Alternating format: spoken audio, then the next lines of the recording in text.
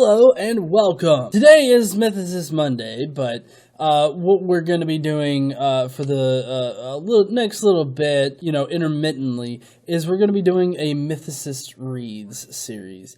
And what we're reading first is Bart Ehrman's Did Jesus Exist? This is pretty much Bart Ehrman's response to the criticism that Jesus probably didn't exist. And I am really interested in reading this book, and I wanted to bring you guys along with me as I read it from a mythicist point of view, and I feel like a reasonable mythicist point of view. Because I'm not subscribing to conspiracy theories or anything like that. I'm not just jumping on board with the idea that Christ didn't exist just because it gets my jollies off. I subscribe to this idea because I've looked at the evidence, I've seen the evidence that exists out there, or rather doesn't exist.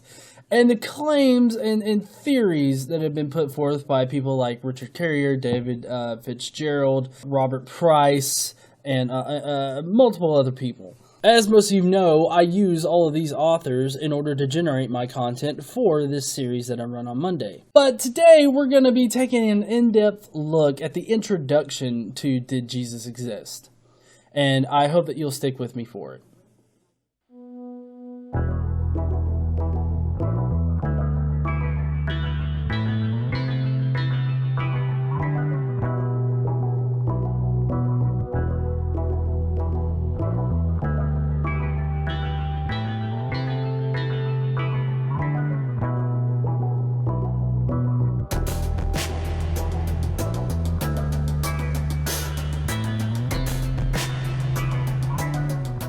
Now, in the book, Ehrman starts off by really lamenting pretty hard at the fact that he's had to push off another book that he's been wanting to write about how Jesus became God. And he hates the fact that he's had to push it back several times, especially with this current book that we're reading from, because apparently he gets several emails every single week about whether or not Jesus existed. He lets us in on the fact that he thought that it was really ridiculous to even question whether or not Jesus existed, which I think is kind of a poor thing to do. I think that we should be skeptical of everything, and we should only believe things happened if we are given sufficient evidence. Bart then goes on to discuss his credentials as a historian, more specifically a biblical historian, and he does it in a very condescending manner. And I feel like he does it this way in order to demean the authors that he will later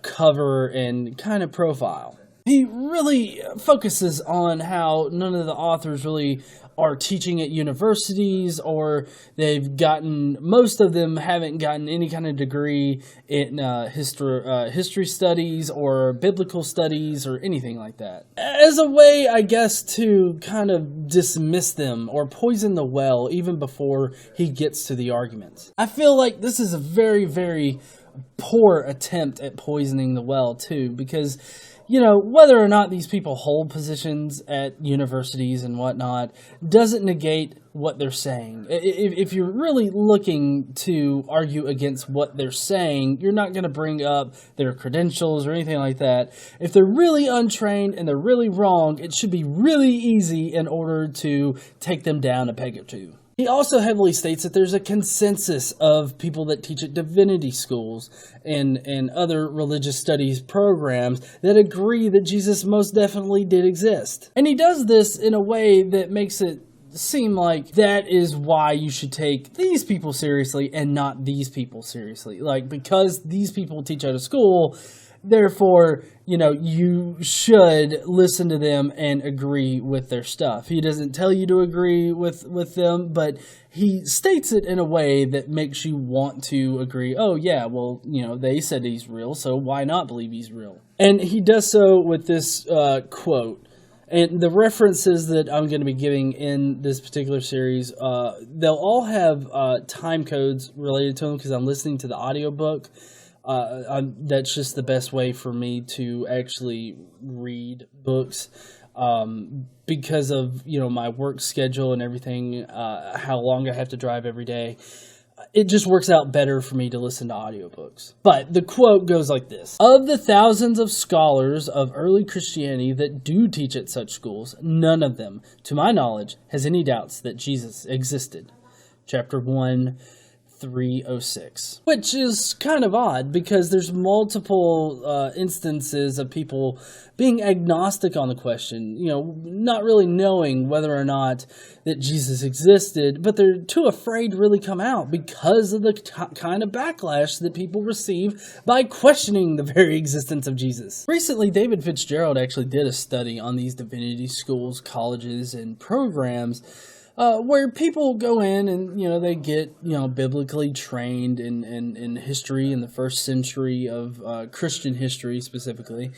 And what he found was that a lot of people have to sign these statements saying that they will always believe that, in the basic tenets of Christianity, or believe in the historicity of Christianity and all this other stuff.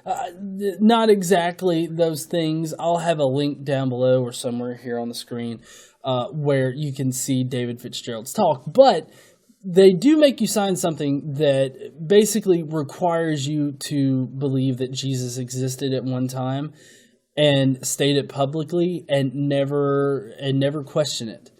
So it's hard for me to take you seriously when you say that we should be trusting these people at these divinity schools and whatnot, when they are contractually obligated in order to agree that Jesus existed. That doesn't make me very confident in their particular opinions. Ehrman then goes on to kind of paint a very broad picture of the mythicist position, which is accurate, I'll give him that, because you've got theories ranging from conspiracy to PhD accredited work. I mean, the movie Zeitgeist doesn't really help the case at all, as well as some other people out there that have some really harebrained ideas as to why Jesus is a myth. But there are some decently argued points out there, especially from Carrier, Robert Price, and, a lot of different people. David Fitzgerald, too, even though he's not classically trained as a historian,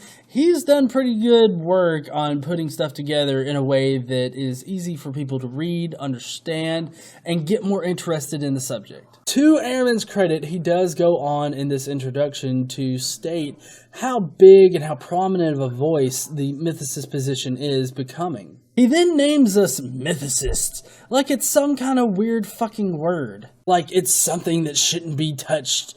Like we're the bane of society. Like these are called mythicists.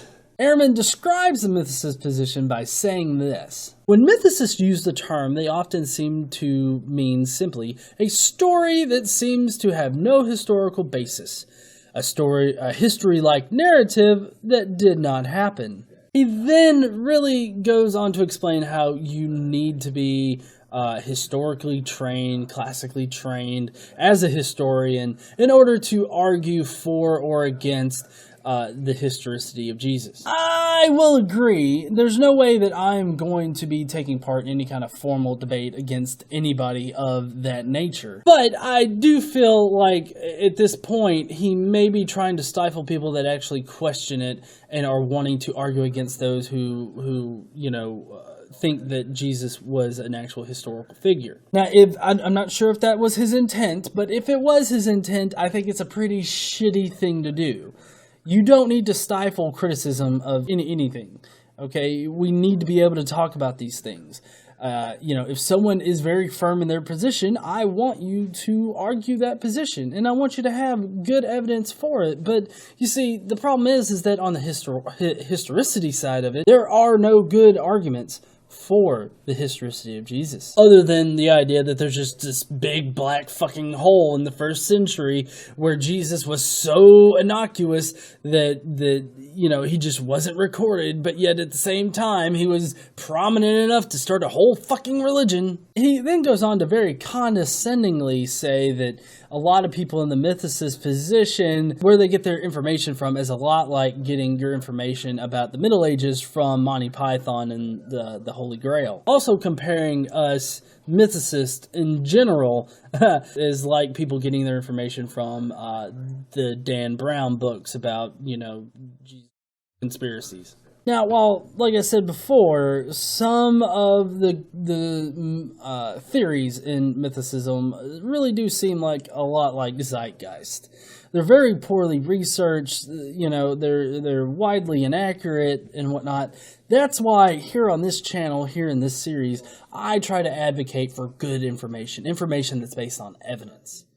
Evidence that's based on peer-reviewed work and non-peer-reviewed work. So I just think that while there are some out there that are of the kind of conspiracy theorist nut ilk, I think for the most part, most mythicists now are beginning to fall in line with the more evidential, type of mythicism, evidence-based. And at one point, he gets very, very condescending by comparing us to other conspiracy theory nuts, like climate change deniers, or alien abductees, or some shit like that. Apparently, being a mythicist is along the same lines as denying that the climate is changing at a rapid pace. He thinks that we're so locked into our particular stance on mythicism that we cannot be convinced otherwise. That if you're a mythicist, you can't be convinced that Jesus actually did exist because you don't want him to exist. Then he tries to go on and say that those in the biblical studies field don't have a dog in this fight. Like him, for instance. He's an agnostic with atheist leaning. I have my own reservations about him calling himself a pure agnostic, but, I'll let him have that. But, to sit there and say that you're agnostic is patently disingenuous. I get a lot of people like to say that they don't know what they believe in and whatnot, but for me personally, I feel like it's a black and white question. Either you do believe in God or you don't believe in God. And so if you can't say that you do believe in God, then, you're going to be rejected by the religious crowd. You're an atheist because you don't believe in God. If you don't know what you believe, then I feel kind of sorry for you because, knowing what you believe is kind of an important thing in life, at least to me. He goes on to emphasize how he doesn't have any kind of stake in believing whether or not Jesus existed or not. Doesn't care, which is kind of ironic because the same could be said about mythicists. Every mythicist that I know and I've met doesn't really care whether or not Jesus did exist, but we're advocating for truth is what we're doing. If Jesus were to be proven to exist, then we would definitely change our opinion. We are above anything else skeptics, and we are subject to change. He also curiously says that he values evidence, which is kind of weird because of the lack of evidence for a historical Jesus. He goes on to say that, as a historian, I can show how one set of claims about the past history of our civilization is almost certainly wrong. I feel that this is a bit of a straw man here. Debunking failed theories that have been proven false already is not really combating the mythicist position in general. All you're doing is regurgitating things that have already been shown. So, I guess you're putting this out there for your own personal stance on it, and this is why you think these theories are failed, but I really hope that you do touch on the works of, Price and Carrier, and actually try to argue the better mythicist position, not the easily destroyed mythicist position. He concludes this introduction by saying that the historical Jesus did in fact exist, and that he's seeking to appeal to those whose position on the matter can be swayed, but more importantly, who truly want to know whether or not Jesus did exist. Well, Bart Ehrman, I truly do want to know whether or not Jesus existed, because Jesus is prominent in our culture today. He's used to cast individuals out on the streets and make them pariahs of their family. Jesus is used in order to molest and rape young children. Jesus is used to do an amalgam of different horrible things in our culture today, not just in the United States, but in the world. Jesus is used to do horrible, horrible things. So yes, I do want to know whether or not Jesus did in fact exist, and the evidence that I've seen so far has swayed me in the direction to say no, he did not exist. So I hope that as I read your book, you will, actually combat the good arguments against his existence, not just the easily taken down ones. I don't want this whole book to be an entire straw man against the mythicist position. I have a feeling, though, that it might turn out to be that way because Carrier, Fitzgerald, Price, they've all said that they thought that this was going to be the best defense of the historical Jesus that could be made. But at least to them, it failed miserably, and he did not do it justice. Now, he does go on in this particular section at one point to say that there are basically two different kinds of historical Jesuses, and he totally negates one. He says that this miraculous Jesus, this Jesus that did miracles, the ones being preached today in churches and whatnot, does not exist. He doesn't exist at all. Those are fictional things. So at least we got that out the way. So far on my channel, I've been focusing on destroying that particular one because we as atheists regularly have this conversation with other theists who purport that the Gospels are historical documents, completely, and that everything happened in them, and Jesus definitely rose from the dead after he died. My initial mission here on this whole Mythicist Monday series is to combat that particular Jesus, and then get into the more the harder historical Jesus claims and whatnot, the ones that reduce Jesus down to just some kind of idiotic preacher back in the first century that a religion got built off of. Somebody that's so innocuous that nobody recorded him, but yet he could make an entire fucking religion. Thank you for joining me on this Mythicist Reads. I hope that you will continue with me as I progress through this book. I would love to hear your suggestions on how I can make this series better, how I can read from this better. I'm trying to use a little bit of style from Steve Shives here, just to give him a little bit of a shout out. While I may disagree with a lot of what he says on feminism and Islam, I still consider Steve a good friend, and that's where I got the inspiration to do this particular type of video from. So I would like to give a shout out to him. And also, go down below, hit that like button if you like me covering this introduction to the Did Jesus Exist book by Bart Ehrman. And subscribe if this is your first time here and you want to hear more about this book and my thoughts on it. As always, I hope that you guys have a great day, and I'll see you next time.